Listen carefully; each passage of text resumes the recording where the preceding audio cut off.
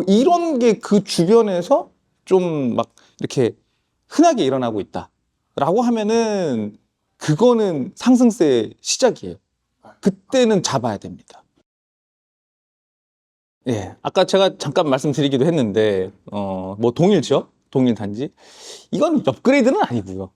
예, 업그레이드는 말 그대로 그 돈이 그 돈이고 그 아파트가 그 아파트인 경우가 이제 사실은 업그레이드인 거고 거래 부대 비용만 더 들어가는 그런 상황이 오히려 손해다 이런 경우고 이제 보통 이제 동일 지역이나 동일 단지로 가는 경우가 어떤 경우냐면은 이제 20평대로 있다가 이제 자녀가 뭐 한둘 생겼을 때 그리고 이제 좀 걔네들이 이제 애들이 커가기 시작하면서 좀 20평이 이제 좀 너무 좁은 거예요. 이런 경우에 이제 30평대로 이제 옮기고 싶어 하는 경우가 되게 많고 또 이렇게 20평대의 그 지역에 살면서 자녀들도 이제 그 인근의 학교라든가 친구 그리고 여기서 내 생활 터전이 이제 점점 단단해져 가게 쌓여가고 뭐 그제 그런 상황이잖아요. 그래서 난 이 지역이 너무 좋은 거야. 근데 20평대는 좀 답답해. 그러면 동일 단지에서 30평대로 갈아타기는 분도 되게 많고. 예, 근데 이걸 업그레이드라고 하진 않죠. 분명히 더 비싼 어떻게 보면은 상급 G라고 하기는 그렇지만은 상급으로 가는 거니까. 예, 그리고 인근에 예를 들면은 좀 신축이 생겼어. 예, 그때 우리 20평이랑 얘네들 20평이랑은 와, 씨, 뭐 너무 달라. 여기 확장 옵션 들어가고 뭐 하면은, 와, 이거는 30평대 느낌이 나는 거예요. 근데 가격은 뭐 한 3억 4억 차이 난다?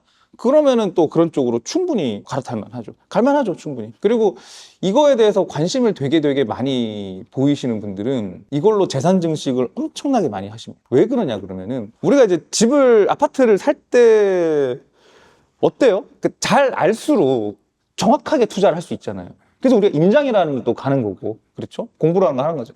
근데 내가 여기서 10년, 20년 살았던 사람이야. 그럼 내가 여기서 얼마나 잘 알겠냐고. 그죠? 여기서 A단지가 더 잘 하방 압력도 안 받고 정말 잘 가는 단지고 상승하는 단지고 뭐 B라는 단지는 그에 비해서 조금 덜 이런 것들을 거기에 있는 살았던 사람들은 사실 너무나 잘 알아요. 그렇죠? 그러다 보니까 명확하게 내가 더 상급으로 갈아타기를 하는 그 목표를 누구보다도 잘 설정할 수가 있어요. 그러니까 그 얘기는 뭐냐면 동일 지역이나 동일 단지로 갈아타시는 분들이 투자에 실패할 일은 별로 없다라는 거죠. 오히려 타 지역에서 그냥 가서 공인중개사들 얘기 듣고 팔랑팔랑 해가지고 홀라당 넘어가면은 잘못될 수는 있지만 내 지역에 내가 갈아타는데 나만큼 전문가가 어딨어. 그리고 니즈가 완벽하잖아요. 조금 더 큰 평수로 가겠다. 그리고 뭐 오대방 앱에도 있지만은 두 개 이제 단지 비교해서 이렇게 아파트 가격 이렇게 이제 비교하는 곡선이 있잖아요.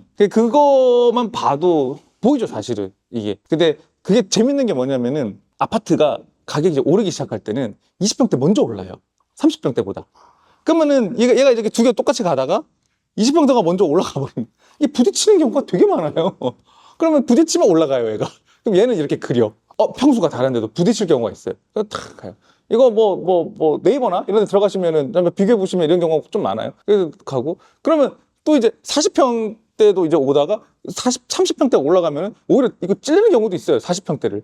그리고 하다가 이것도 가고 또 40평대 가고 이게 동시다발적으로 20평, 30평, 40평 팍 같이 같은 이 레벨을 두고 올라가는 게 아니라 먼저 이제 이렇게 순차적으로 올라간다는 거죠. 이걸 결국은 이제 좁게 봐도 이것도 키 맞추기라고 할 수 있는데 하여튼 그렇게 이제 낮은 평수가 높은 평수를 이제 밀어 올리는 역할을 하거든요.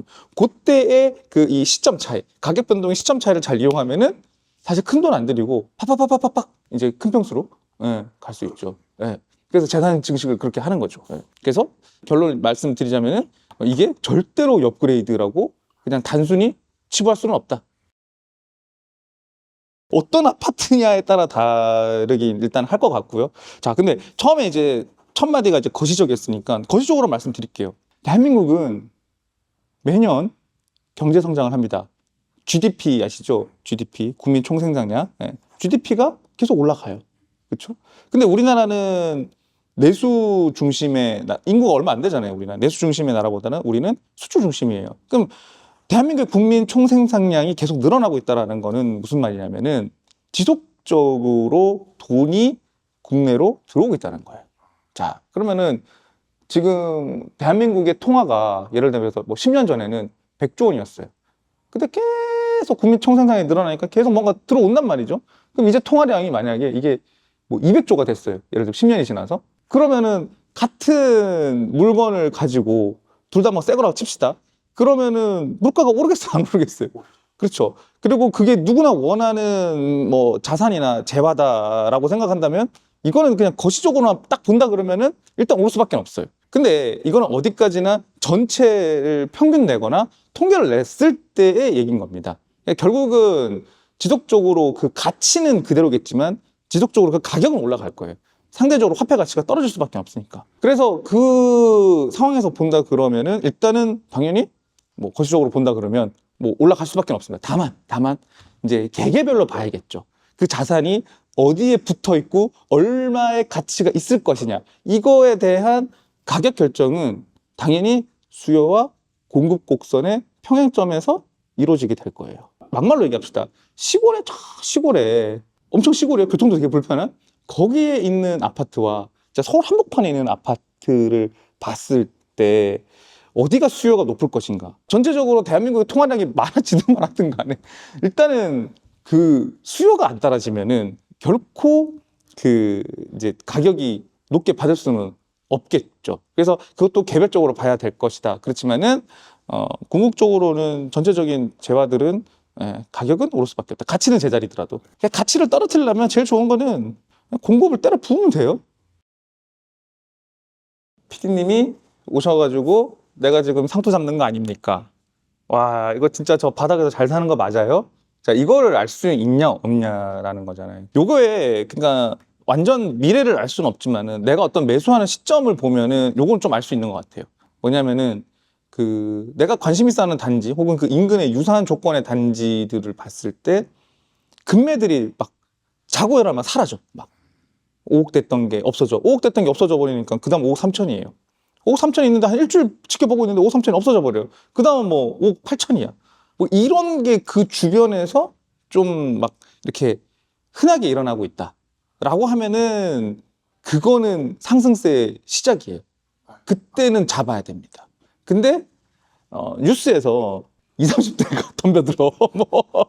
뭐 묻지마, 뭐 광풍, 뭐 패닉방 이런 거죠. 주식도 똑같잖아요. 무조건 이거는 제가 봤을 때 상투예요. 그러면. 근데 그 상투도 과연 내가 잘 아파트를 샀다면 내가 이걸 사실 1년 만에 파는 경우가 양도세가 얼만데 그렇게 파는 경우는 사실 없죠. 그러면은 그 10년을 기준을 본다 그러면은 그 사이클에서 본다 그러면 과연 이게 상투인가? 저는 뭐 그건 전혀 아니라고 봅니다. 다만 충분히 수요가 있을 만한 셀링이 잘 될 만한 그런 가치 있는 지표를 가진 그런 아파트를 내가 샀다면은 그냥 지금이 제일 싼 것 같아요. 그렇게 따지면은. 예, 예. 보통 그렇게 무리수를 두는 특약은 잘 없긴 하거든요. 특히 어떻게 보면 제일 간단한 계약이 이제 매매 계약이에요. 이제 중개 사고가 가장 많이 터지는 게 뭐냐면은 가장 매도인. 그러니까 말 그대로 매도인이 권한 없는 자죠. 그러니까 가짜죠, 가짜. 그러니까 뭔가 등기부를 위조하고 뭐 또 내가 갖고 있는 이제 권리 증명서 같은 것들을 사무소 위조, 공무소 위조가 되겠죠. 위조를 해가지고 내 신분증도 뭐 속인다든지 이제 그렇게 되면은 권한 없는 자가 이제 그 매도를 한 게 되는 거고 돈은 이 사람이 챙기는 거고 뭐 이런 것들이 제일 위험하죠. 근데 아마 이런 사기꾼들은 잔금 때까지 안 기다려요.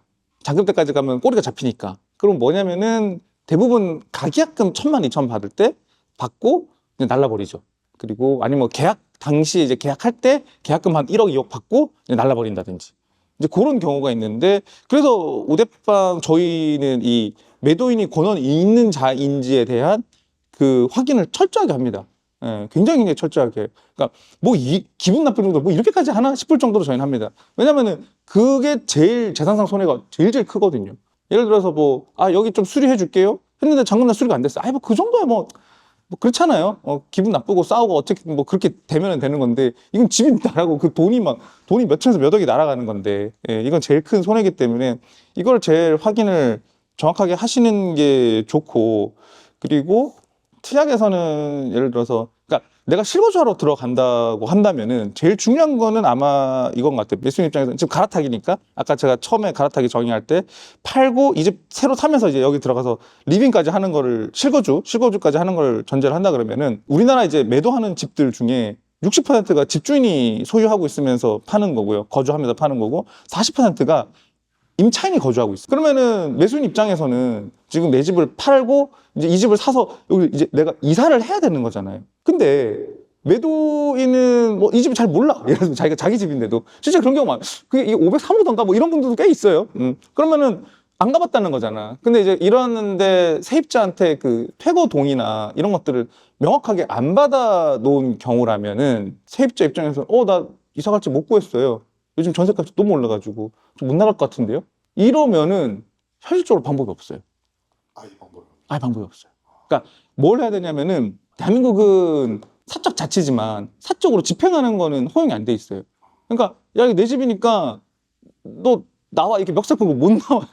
예. 우리나라는 이제 그 점유권도 엄청나게 중요하게 보거든요. 명확하게 자기가 임대차 계약에 근거해서 이 집을 점유하고 있는 상태이기 때문에 함부로 뭐 사람 데려와가지고 끌고 나오고 이런 걸 짐을 함부로 갖다 버린다든지 이런 걸 아예 못해요.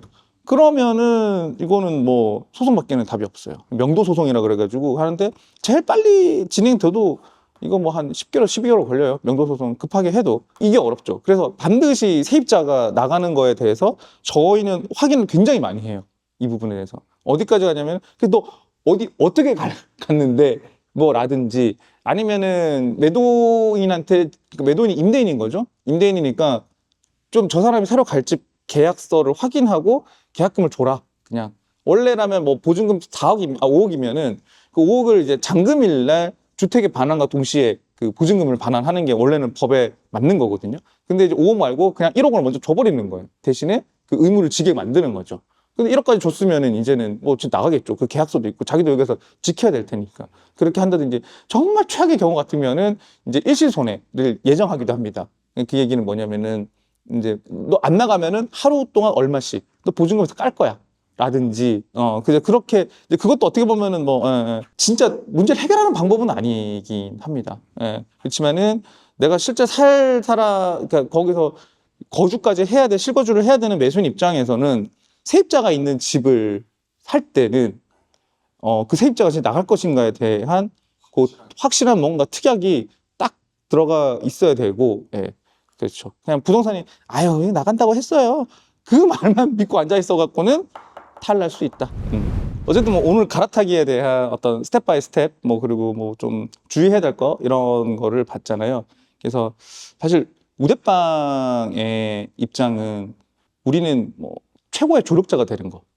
그러니까 어쩔 수 없이 대한민국은 아파트 갈아타기를 할 때 내 집 팔고 사야 되는데 그럼 여기서 이거를 정말 잘 도와주는 사람이 있을 거고 정말 대충 도와주는 사람이 있을 텐데 우대빵은 잘 도와주는 걸 넘어서 정말 내 모든 걸 불살라서 진짜 도와드린다. 그거 정도 제가 자랑 드리고 싶을 것 같고 그렇다고 우리가 다른 사람보다 잘하니까 돈을 더 많이 받냐? 또 그것도 아니지 않습니까? 더 싸게 받지 않습니까? 이 선택을 안 할 이유는 없다. 그래서 우리가 또 하나가 이제 갈아타기라는 건 이 지역에서 이 지역 가는 경우 되게 많잖아요. 그러면은 내 집 팔 때는 이 부동산 이용하고 저 집도 살 때는 이 부동산 이용하고 그럼 둘이 또 날짜 맞추는 걸 내가 또 그 중간에서 다 어레인지를 해야 되고 이거 굉장히 또 피곤한 일이거든요. 근데 이제 우대빵은 여기저기 우리 지점이 많으니까 그 각 지점의 지점장들끼리 각 지점의 중개사들끼리 서로서로 얘기해서 그 날짜를 싹 맞추고 나는 시키는 대로 몸만 움직이면 되니까 비서처럼 저희들이 또 해주니까 그런 면에서 봤을 때는 아마 갈아타기를 제일 잘 도와줄 수 있는 최고의 조력자는 우대빵이 아닌가. 감사합니다. 네, 감사합니다.